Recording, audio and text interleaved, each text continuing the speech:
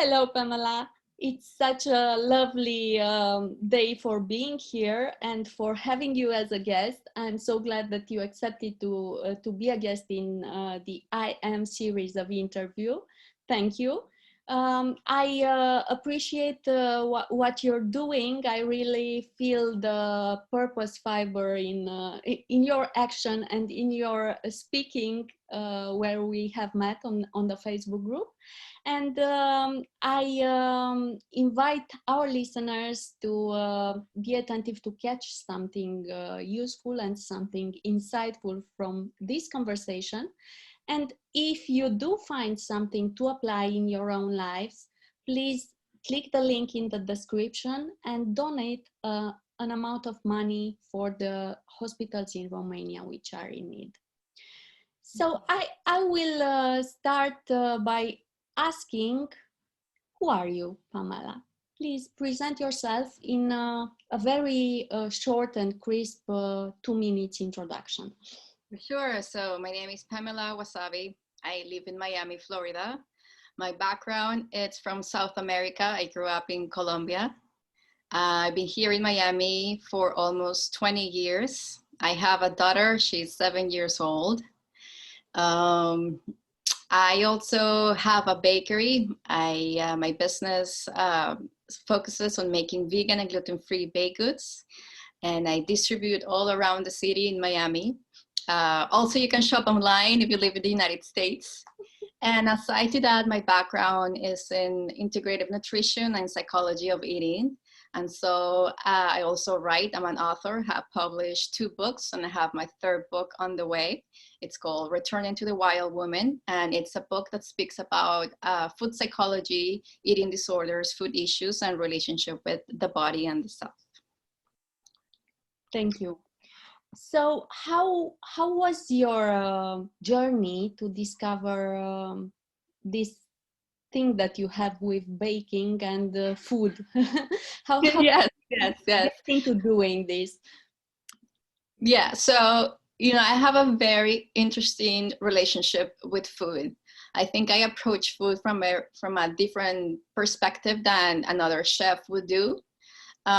For me, food is the essence of life. It's really what nourishes us. But food comes in different mediums. It can be physical food, as we pick up apple from a tree, but it can also be love. It can be different. It can be your lifestyle itself, what you do in your everyday. So for me to understand that, I needed to nourish my soul, myself, my mind, and my body. I really had to go through a path that took me to feel rock bottom, to understand what is it that I was made of. So when I was about 19 years old, I got diagnosed with a thyroid condition. The doctors told me I had a hypothyroid. And I really didn't pay attention to it till after 10 years when I got pregnant. And that's really like the point where my life changed drastically, because up to that point, I did not have any relationship with food whatsoever. I didn't understand the concept of food. I thought you needed to eat, period. That's where the story ends.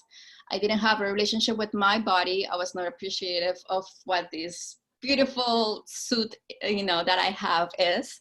So for me, I was more kind of like just going through life and kind of like living because I had to, right? I didn't have that thrive or that passion to really understand or really to embrace myself. So when I got pregnant and the doctors put me against the wall and they said, you cannot have a home birth, you cannot breastfeed, and you have to take these prescription pills for the rest of your life, is when I really realized that, oh my God, I have this life that I can really embrace and enjoy of, and I've been just not present. I've been just like giving for granted the opportunity that I have, and instead of nourishing my life and myself, I just been just like giving the back to that opportunity. So getting pregnant pushed me to ask myself questions. What can I do to help me? What can I do to understand my body? Who am I? Like, what are my opportunities and my capabilities in order to heal myself? And that took me to study integrative nutrition. And as I studied integrative nutrition, the main message of my studies was, if you cook your own food, you can control your health. And to control your health, you gotta control your ingredients. And that changed my life. I started cooking every day since, and that's how I became a chef, or a food artist, as I call it. And from there, I changed my career. So I was working in the fashion industry back then. I started working in different restaurants. I had my baby. I had a home birth, a water birth. I breastfed for 4 years, and I balanced my thyroid in a period of 3 to 4 months during the pregnancy. So I didn't have to continue with the pills. And that took me to start nourishing my life from all these different perspectives, not only food, but my lifestyle, my thoughts, my relationships, my rest, my play, balance. So I really started embracing life as much as I could. Wow. What an incredible transformation in all the areas of your life. So starting from food, how do you see a meal, and what is food for you now? Food is life. Food is the mirror of my life. Okay, so I respect life from that perspective, just as we respect another human being, another living being, another animal. It's life. It's something that is alive. So I seek that. I seek that vibrance. I seek that harmony. I seek that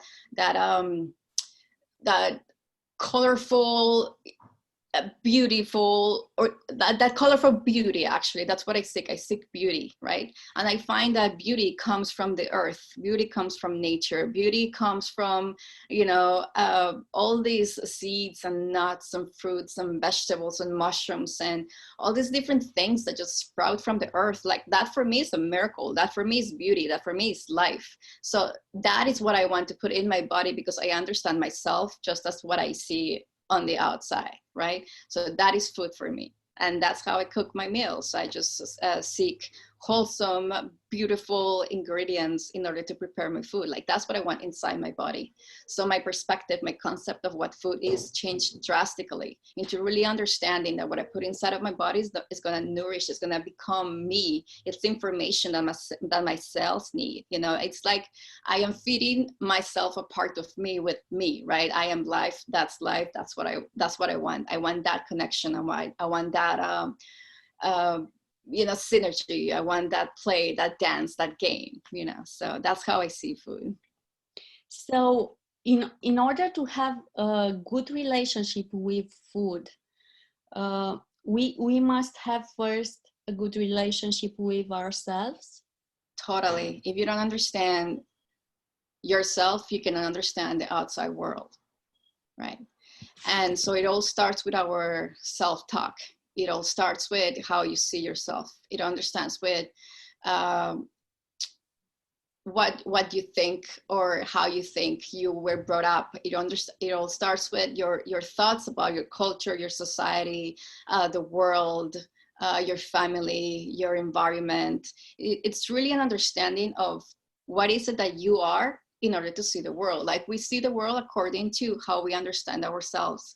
So we think of our life as dull, as fucked up, as something that doesn't change, something that is fixed. That's the world for us. And so what's the purpose of seeking something that is alive when my life is dull, right? So it all starts from this inner understanding of what my life is. And when I'm really able to grasp that concept, then everything that I want to start seeking is that same vibrancy, that same life, that same radiance, because I know that that's who I am, right? So we gravitate towards the things that we think we are, like our friends, our relationships, our work, what we do, everything's a reflection of ourselves. So it's a conversation that we need to have first with ourselves in order to seek then answers on the outside.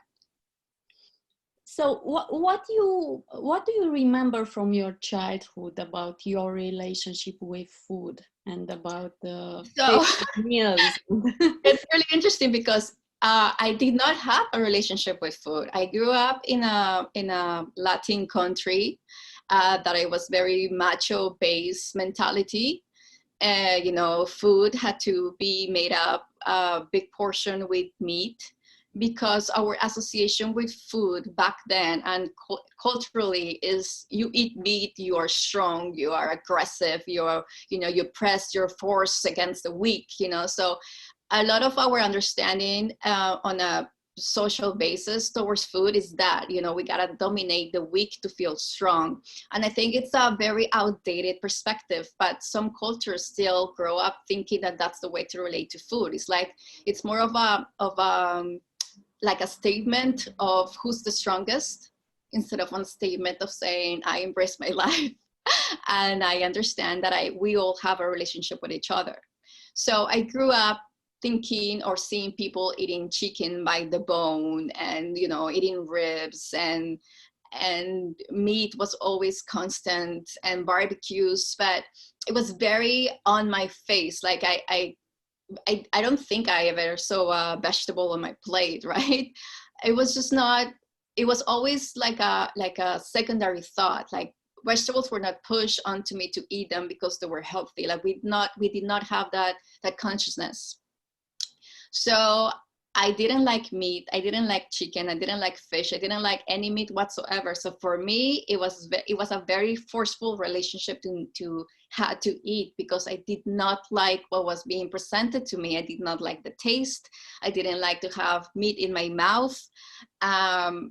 So I grew up thinking that eating was dreadful, right? And to not wanting to feed yourself or to nourish yourself really causes some sort of stress with your relationship with yourself. And also, you know, I never saw or heard of someone being vegan. That was not common back then. I remember I had one friend that was vegetarian in my whole entire school. My school in Colombia, the schools, you don't go to a high school and then or you don't go to a middle school and then to a high school. It's the same school since you're 5 till you're 18 years old. So my school was made up of like 500 or 1,000 maybe girls, and only one of them was vegetarian. And she was vegetarian because her family was Buddhist. And so for me, being a vegetarian meant religion. Right? So you know, we grew up in a Catholic school, so our point of view was very narrow. We were told this is the way that you gotta think, this is who you have to believe in, and this is how you gotta eat. And if you are not none of this, then you are very different, you're very strange, and there's no space for you in here. So you know, like we were rebellious on our own means, but we didn't touch those subjects. We didn't touch religion, or I mean, we did eventually, but food, we really didn't question it, right? So it's very interesting that as you grow up, you are not presented food as a medium or as a means to live. You are just presented food as a means to survive, right? So yeah, I grew up forcing myself to eat. I really ate very little. And I never really liked to eat, you know, and that was me growing up. And during your pregnancy, this shift was short term. How did you became this? Yes. So before I got pregnant, 2 years before that, I happened to take an English class, and I went to the class, and the teacher was showing us some sort of documentary or movie or speech or something.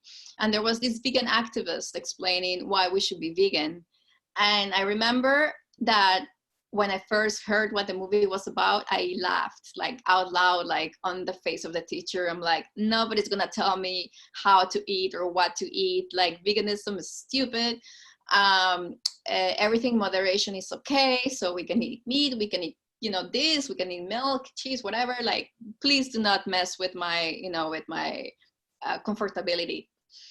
And after I watched the movie, I could not get up from my seat. I was in shock. I was paralyzed. I remember like, touching my desk and just having my hands there and just thinking about what I have just experienced and absorbed and listened to. And I realized that my not wanting to go deeper and understanding what living a vegetarian life or a vegan life really meant was me being lazy or me being ignorant to really know deeper, because I had to change the ways of how I was living my life then. So in a way, it was like easier for me to be somebody that did not wanted to take responsibility for her life than someone that actually needed to take responsibility for her life. And I think that that is the big shift. It's about responsibility, right? We have a responsibility with ourselves. So it's not about what the school is going to tell us how to eat. It's not about what they're going to sell us, at the store. This is what we got to eat. It's really understanding how you really got to feed yourself. How do you have to nourish yourself, and why? Why will you do that? Why will you go that extra step? And it is why, the reason why, it's because this is your life and nobody else is going to take care of it. Nobody cares. Nobody cares in the sense that nobody's going to be responsible for yourself. You got to be responsible for your own actions, for your own means, for your own thoughts.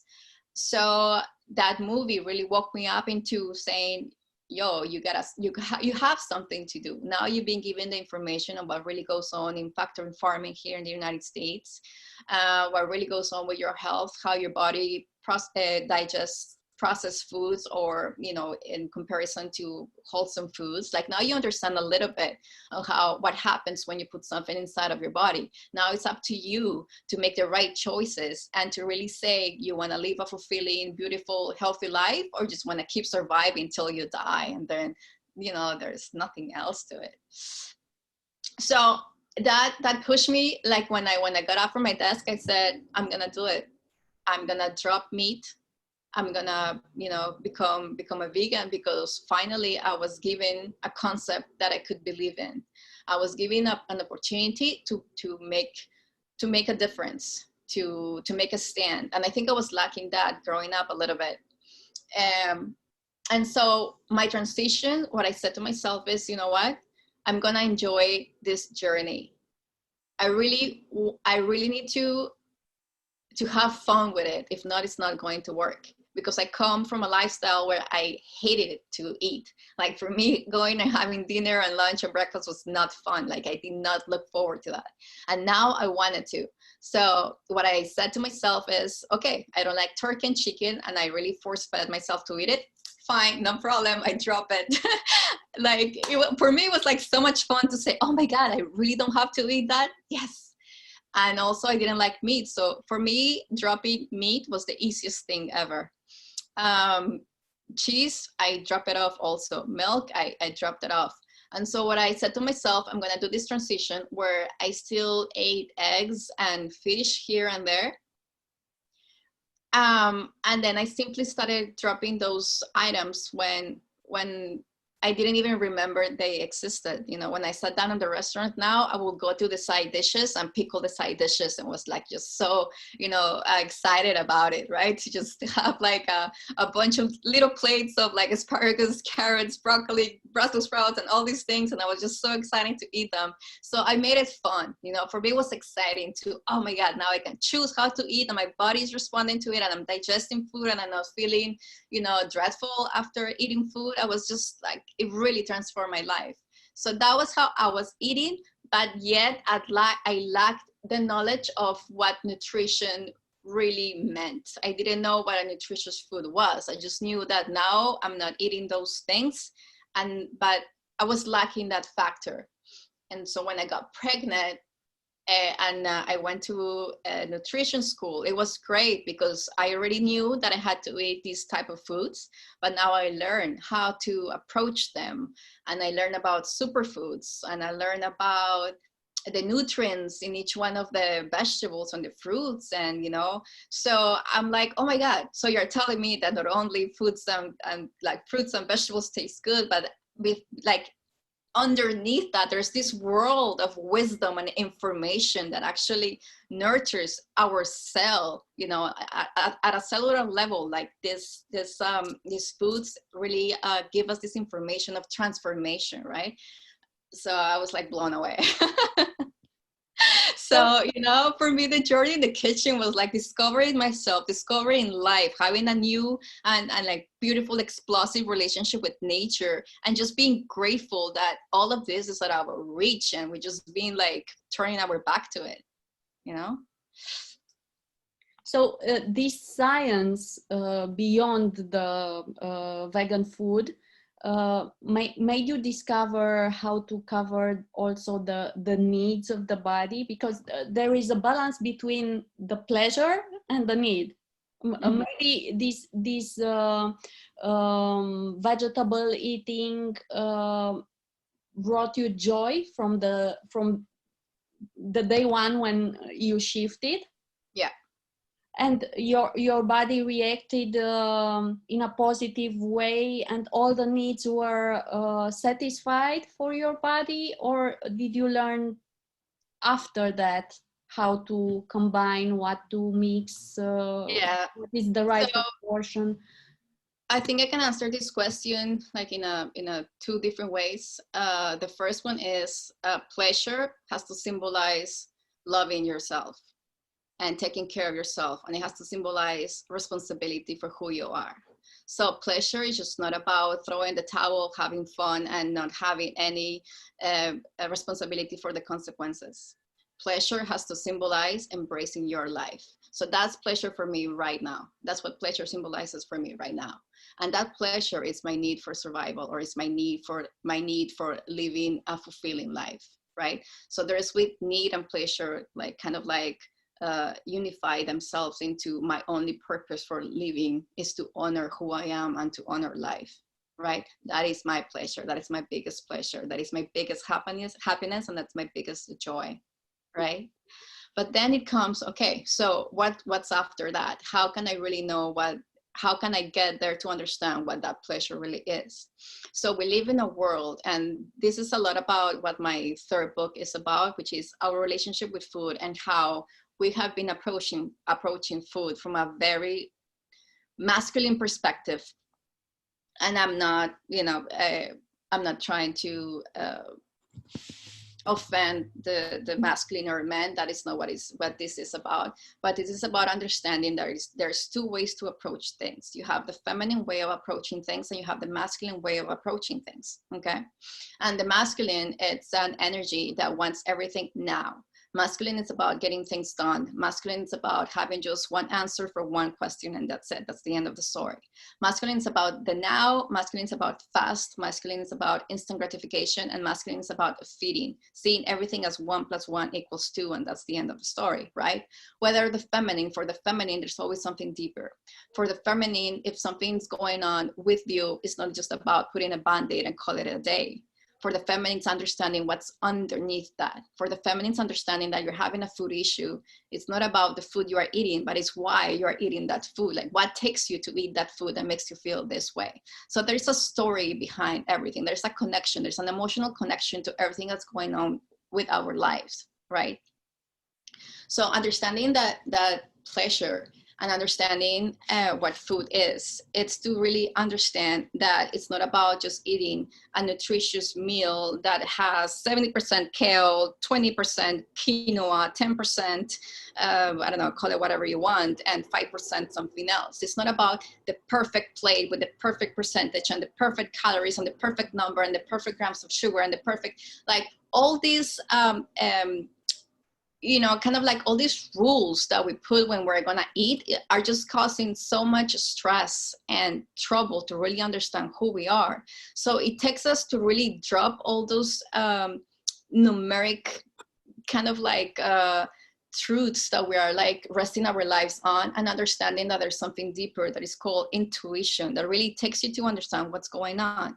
So to understand food from this perspective that I am talking about, it requires for me to know that it's not about the perfect meal, but understanding that I want that perfect meal because I am embracing who I am, which is what this psychology of food takes you to understand, that it's not about the perfect meal, but it's the perfect disposition. And that disposition is to really understanding that I want to make the right choices because I want to embrace who I am, right?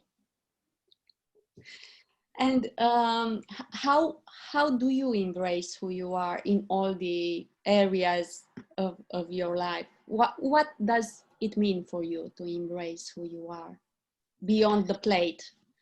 It's being loyal to myself, and being loyal to who I am takes a lot of discovery. It's a never ending journey. It's something that will always change, right? Because it's a cyclical world, it's a cyclical life, and everything has some sort of like life, death, rebirth cycle. So the person that I was 7 years ago that didn't know how to eat and had a baby, it's a completely different person than the one that is speaking to you today, right? We all go through our own process of rebirth in this life. You know, even every day, even at every second, we go through this process of reincarnation in the same life where you understand and you learn new concepts and you discover things that you gotta let go. You discover weight that you've been carrying over your shoulders that you don't need anymore. So embracing who I am is being loyal to myself, and being loyal to myself, how I understand it, is being in total, living in total freedom and total love. And it's digging in. It's sometimes going against the rules. Sometimes it's going against what people tell you that, you know, things should look like. It's really taking that leap of faith of making, you know, asking questions and kind of like staring fear in the eye and not being afraid of the consequences, or, you know, not being afraid of getting to know yourself from a different perspective.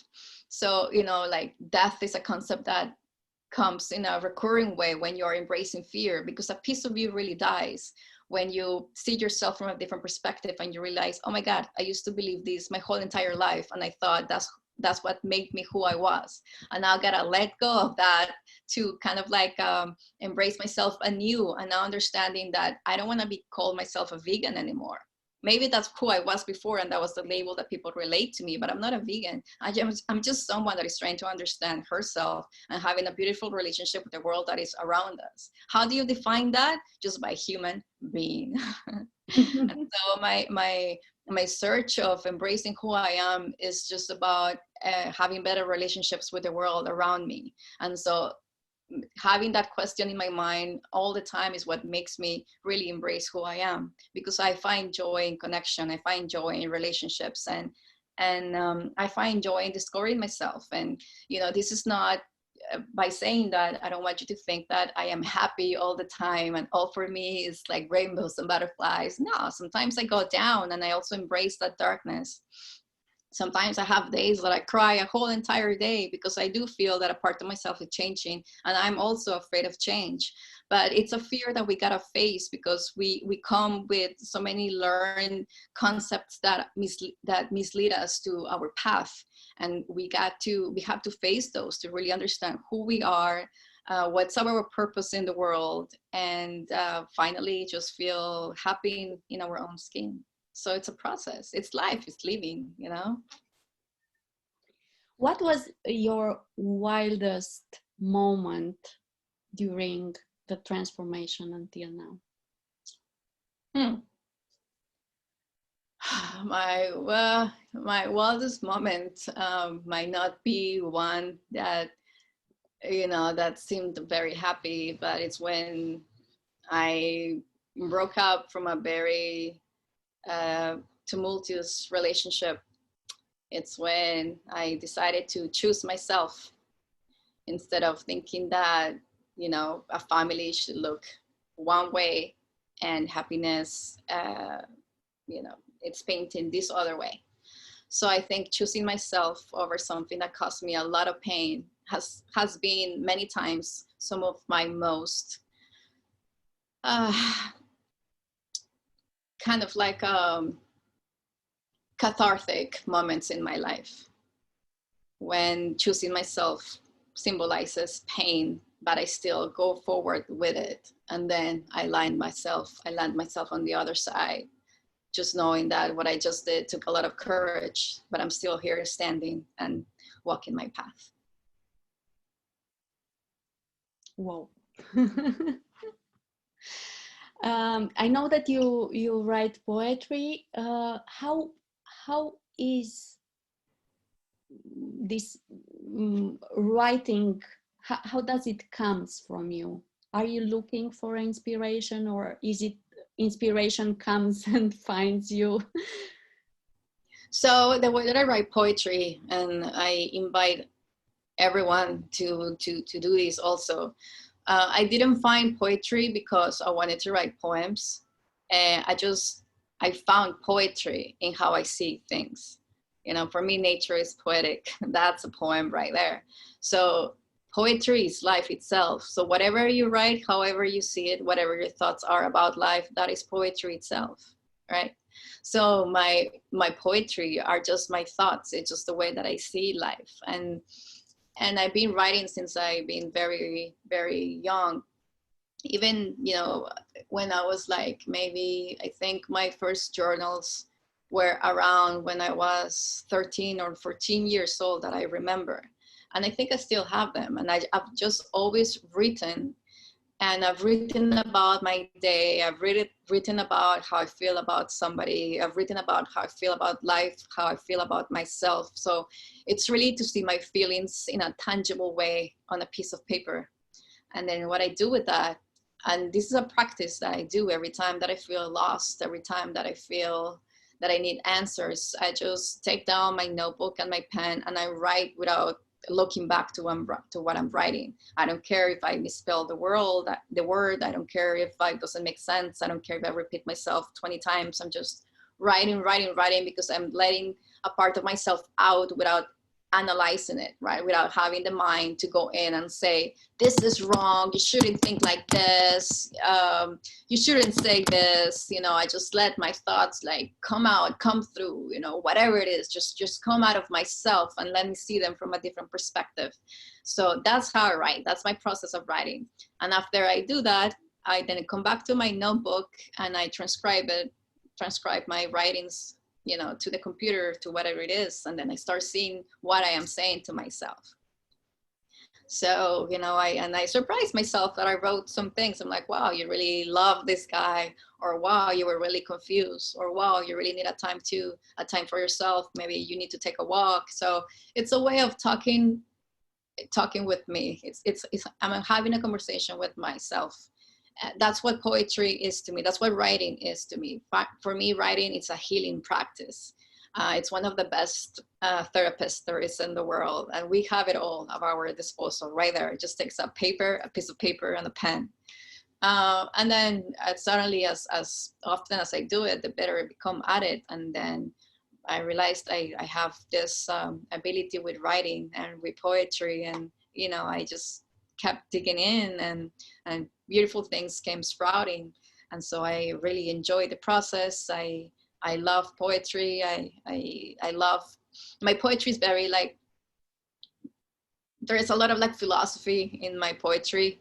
And I think that's what makes it poetic, because it's a way of seeing life. It's really what I propose with my writings. It's just a way of seeing life, and this is the way that I see it. But that's what it is. I'm not aware if it rhymes. I'm not aware if this is this type of writing or poetry or poem or whatever it is. I'm not aware of those. I don't even know, you know, how a poem should look like, of how many stanzas or whatever it should have. It's just me pouring my heart over the pages and let it tell a story, you know, and I find poetry. So writing for such a long time and having that conversation with yourself, it's also somehow a method of knowing yourself better and of being aware of who you are and discovering. Yeah, no, and I think you hit it right there. I think any art allows you to understand yourself better, because every time you paint, even exercise, for me, exercise is a type of art also. Any science, any place where you can just kind of like let go of yourself and let this inspiration run through you and pour itself through whatever it is that you are doing. For me, that is art. Like, that's my definition of art. And when you do this type of art, you connect with this higher self that exists within you. And that higher self, I mean, I'm going a little deeper with this, but this higher self is that collective knowing that is all around us, right? That's why when you read a poem of mine, you can relate yourself with a poem, because you are like, I feel the same way too. Because where I pull, the source that I pull from, the inspiration that I pull from, what runs through me, it's not a feeling, it's not a, it's not a desire of saying, I want a lover this way, but it's really letting myself feel what a lover should feel like. And there is a common truth to that. A lover is not black hair, 6 foot tall, and then this list of very specific qualities. A lover is someone that's going to embrace you just as you are, and that is the truth right there, right? And so we all share that truth, and we all download that truth when we are connected with that art that allow us to really connect with who we really are, and with who we really are is all of us. We're mirrors of each other. We all download the same information, and that makes us all, really able to enjoy and share of the simple things of life, like love, life, respect, joy, smile, laughter. I don't know, even having arguments about one thing or the other. Just really embracing who you are is when you really let yourself be, and you don't have this analytical mind or going and chit-chatting and saying, you shouldn't say this, you shouldn't be like that, you shouldn't, it's really kind of like reaching out for that truth, that universal truth, or being loyal to who you are, and that loyalty only comes from one place, and that place is love. What would you say to someone who has not started this journey of writing and still has that analytical mind, that chatter that is going on? How can someone silence the mind and let the soul express itself? Yeah, I think that is something that is happening on a collective level. We are so afraid of really letting that emotional side of us come through. And it's very scary, because that emotional side pushes us to take responsibility for our lives. And sometimes taking responsibility for our lives means saying no to so many things that are in our life right now. So what I can tell you is that the feeling at the beginning is not joyful, to be honest. It's not something easy, it's not pleasant at the beginning, but it's because we are so conditioned to always follow, the masses, or to follow this scripture that's been put in front of us all our life. It's like it's blinding us for the real truth. My best advice is connect to nature. I think it's the best entrance into getting to know yourself. It's like, it's kind of like crossing that gate to a garden and really letting yourself be free and be, instead of like doing all the time something. So swim in the ocean, take a walk in the park, go hiking in a mountain, stare at a body of water for some time. Really seek nature, because nature has all the answers, really. And just by admiring nature, we can understand a little bit of our own selves. Like I said before, I eat that because that's who I am. So that nature that we see on the outside, the same nature that resides within, we are made of the same thing. We are the same thing. So when we can start appreciating that patience that nature kind of like exudes, we can start understanding a little bit of the patience that it's also within us, right? So my best advice to start on this journey is befriend nature again. Great.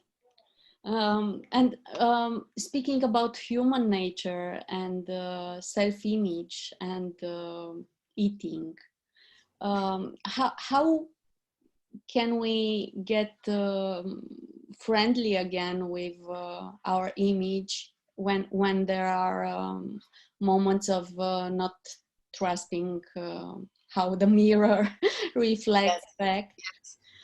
Yeah, this is also a big issue. I also touch upon this issue in the book through several chapters, actually. We've been conditioned to think that to accept ourselves, we gotta accept ourselves in the way that society accepts the physical body, right? That is such a harmful concept to the self and to the feminine soul.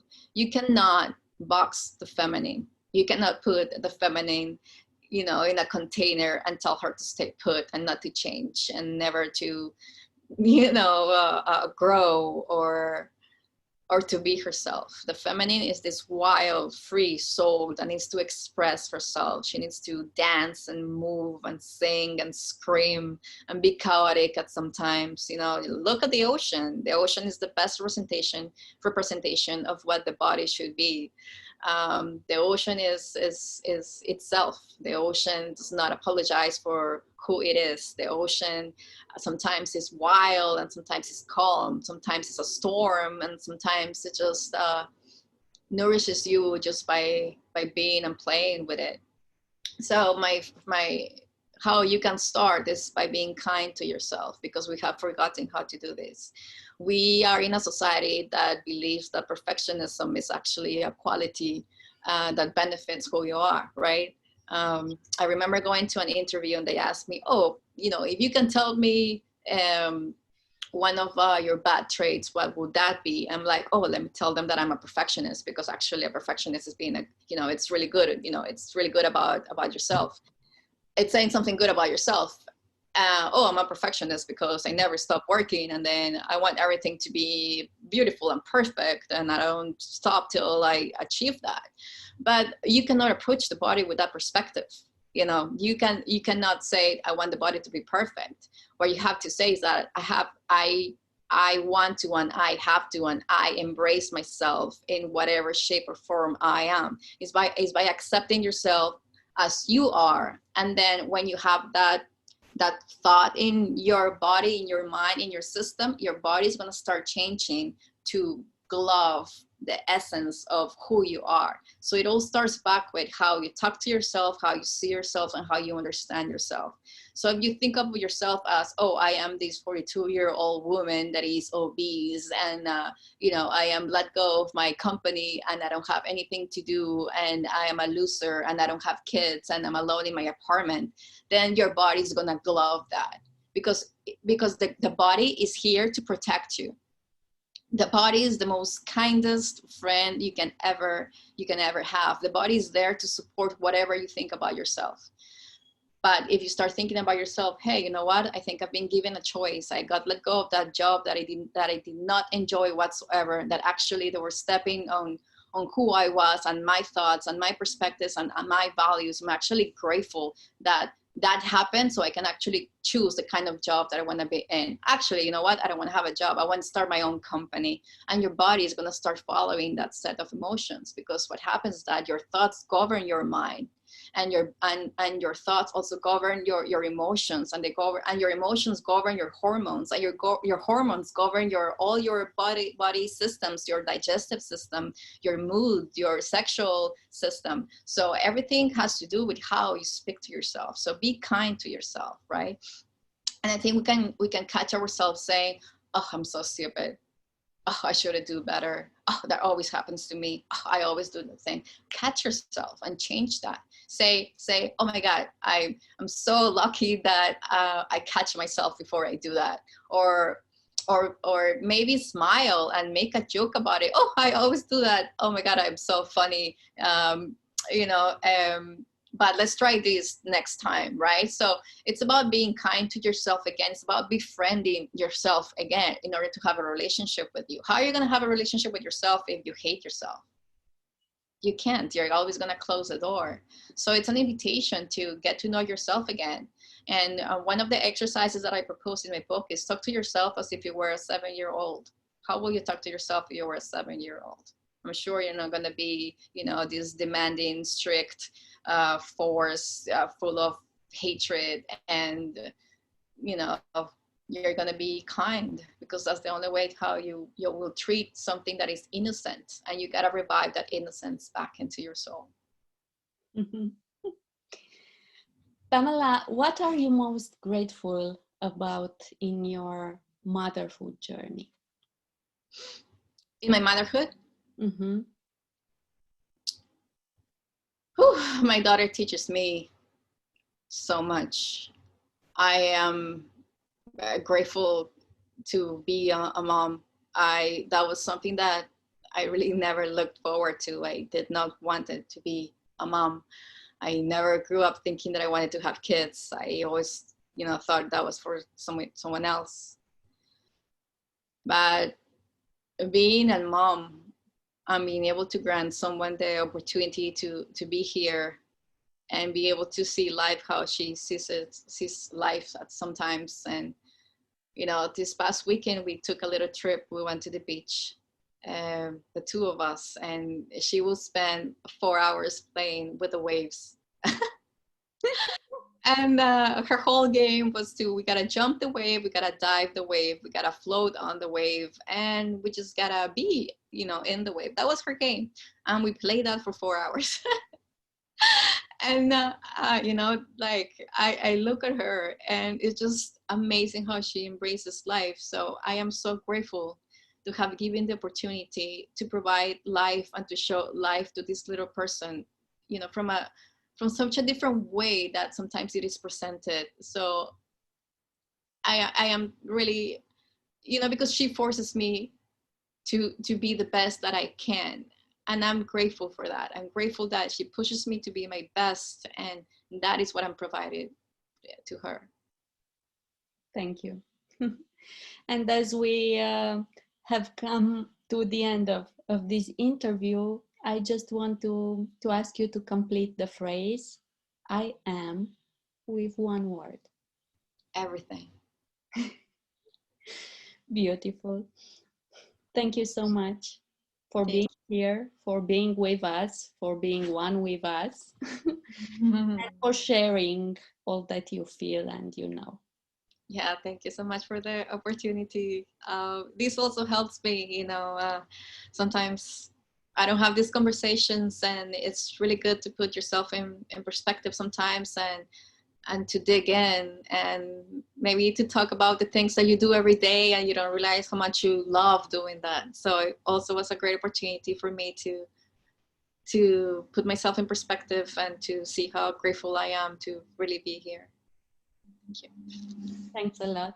And for you, our listener, if you are inspired from this honest, raw conversation with Pamela, please click the link in the description and donate an amount of money to the hospitals in Romania. Have a great day. Thank you so much. Bye.